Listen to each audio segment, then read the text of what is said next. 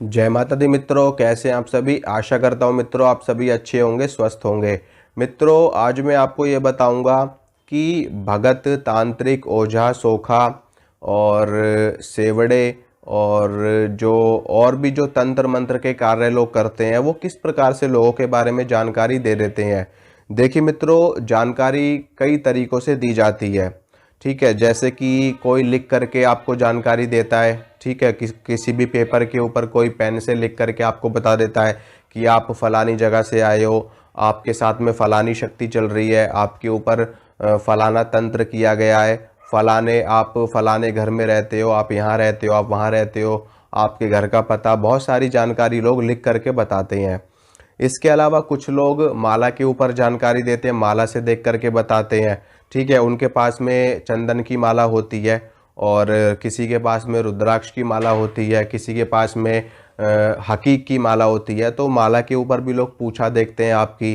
ठीक है, आपसे नाम वगैरह पूछेंगे, आपसे आपकी थोड़ी सी डिटेल पूछेंगे, आपके पिता का नाम पूछेंगे और फिर उसके बाद में वो पूछा देख करके माला के ऊपर देख करके बता देते हैं।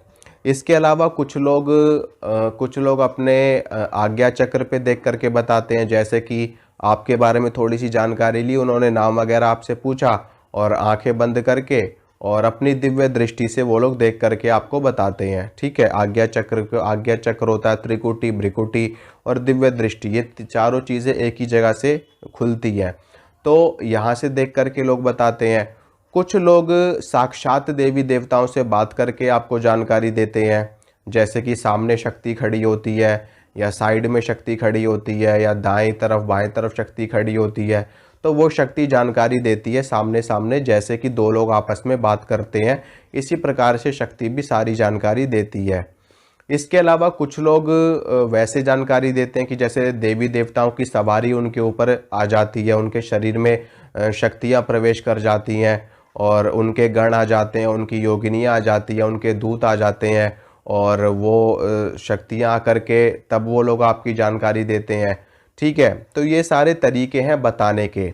माध्यम है कि किस प्रकार से आपको कोई व्यक्ति जानकारी दे रहा है। कोई व्यक्ति सीधा सीधा बिल्कुल सिंपल बैठे बैठे भी जानकारी देते हैं। कुछ लोग खड़े खड़े सीधा सीधा आपको जानकारी दे देंगे। ठीक है, उनके लिए कोई स्थान विशेष का महत्व नहीं होता, किसी दिशा महत्व का विशेष नहीं होता, कि दिशा विशेष का महत्व नहीं होता। मतलब कि ना तो उनके लिए कोई स्थान मायने रखता है, ना कोई दिशा मायने रखती है, ना कोई शुद्धता पवित्रता मायने रखती है। वो किसी भी अवस्था में होते हैं आपको जानकारी देनी शुरू कर देते हैं। ठीक है, ना ही वो खेलते हैं, ना ही वो किसी शक्ति से बात करते हैं, वो सीधा सीधा आपके बारे में कुछ दो चार चीज़ें बता देते हैं और आप उसी में विस्मित हो जाते हो। मेरा भी ऐसा बहुत सारे लोगों से मतलब मैं मिला हूँ, देखा है मैंने, इन सब चीज़ों को समझा है मैंने, इन सब चीज़ों को किया है मैंने। तो इन सभी चीज़ों को बहुत गहराई से मैंने देखा है, विचार किया है इनके ऊपर।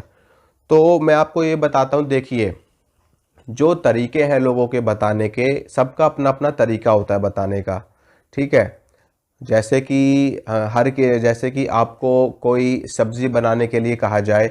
ठीक है, आपको सेम सामग्री दी जाए, चार लोगों को अगर सब्जी बनाने के लिए बोला जाए, चारों लोगों को बिल्कुल सेम आइटम दी जाए सब्जी बनाने के लिए, लेकिन उन चारों के तरीके में फ़र्क होगा।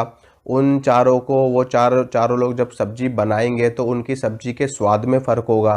क्यों? क्योंकि सबका काम करने का तरीका अलग होता है, सबका देखने का तरीका अलग होता है, सबकी सोच अलग होती है, सबके भाव अलग होते हैं। ठीक है, तो उसी प्रकार से हर शक्ति का भी अपना अपना एक तरीका, मतलब हर व्यक्ति का एक अपना अपना तरीका होता है। लेकिन इसमें मुख्य रूप से क्या चीज़ काम करती है? मुख्य रूप से शक्ति कार्य करती है। ठीक है, शक्ति की सिद्धि ये सबसे ज़्यादा ज़रूरी है। अगर आपके पास में किसी भी देवी की या किसी भी देवता की कोई सिद्धि नहीं है तो आप किसी भी तरीके से कोई भी जानकारी किसी को नहीं दे पाओगे। लेकिन अगर आपने किसी शक्ति को सिद्ध कर रखा है, जैसे कि आपने माता काली की सिद्धि की है, हनुमान जी की सिद्धि की है, भैरव जी की सिद्धि की है, भगवान शिव की सिद्धि की है, माँ दुर्गा की सिद्धि की है। ठीक है, लेकिन आपके पास सिद्धि है, शक्ति है आपके पास में, तो आप किसी भी माध्यम से लोगों को जानकारी दे सकते हो। तो इसी प्रकार से हर तांत्रिक का, हर ओझा का, सोखा का, भगत का, सेवड़े का, इन सभी का तरीका होता है बताने का।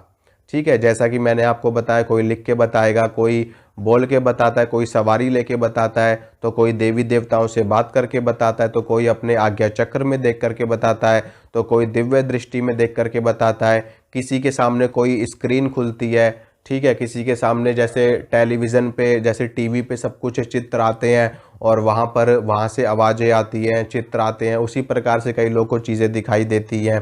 तो हर शक्ति का अपना अपना तरीका होता है, ठीक है। लेकिन आप किस शक्ति की पुकार को, किस शक्ति की तरंगों को, ऊर्जा को आप कैसे ग्रहण कर रहे हो अपने अपने अंदर, ये आपके ऊपर निर्भर करता है। किसी किसी को मन में बैठे बैठे पुकार उठती है, अंदर से प्रेरणा मिलती है उनको बताने के लिए, ठीक है। किसी की जीवा के ऊपर शक्ति बैठ करके बताती है, किसी की कान में शक्तियाँ बताती हैं, जैसे कि कर्ण पिशाचिनी बताती है, जो पंचांगुली देवी है वो हाथों में बताती है, ठीक है, 5 उंगलियों में, हथेलियों में, 5 में बताती हैं उसमें। तो ये सारी चीज़ें होती हैं, ऐसे ही जानकारी आपको भी हासिल हो सकती है, लेकिन आपको इसके लिए साधना करनी पड़ेगी, शक्तियों को सिद्ध करना पड़ेगा, तभी आप किसी के बारे में जानकारी दे पाओगे, नहीं तो आप किसी भी माध्यम से जानकारी नहीं दे पाओगे, ठीक है मित्रों। तो आशा करता हूँ मित्रों, जो जानकारी मैंने आपको दी आपको समझ में आई होगी, आपको अच्छी लगी होगी। अगर मेरे द्वारा दी गई जानकारी आपको अच्छी लगती है तो वीडियो को लाइक करना, वीडियो को शेयर करना, चैनल को सब्सक्राइब करना। इसी तरह की जानकारी मैं आपको लगातार देता रहूँगा। मिलूँगा आपसे अगली वीडियो में। जय माता रानी की।